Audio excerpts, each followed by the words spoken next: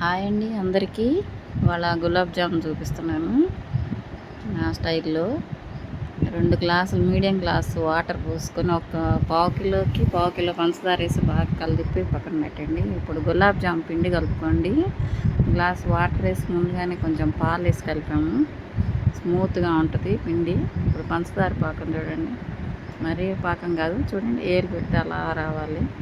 ఇప్పుడు బాగా పిండి కలిపేసి బాగా మృదువుగా కలపాలి. ఇలా కలపాలి పిండిని.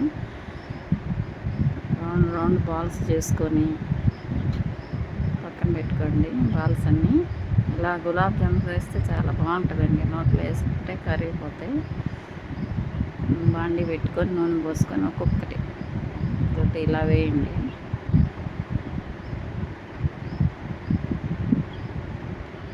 గులాబ్ జాములు బాగా ఎర్రగా వేగాలండి. ఎర్రగా వేగిన తర్వాత తీయండి గులాబ్ జాములు. చూడండి ఎలా వేగుతున్నాయి.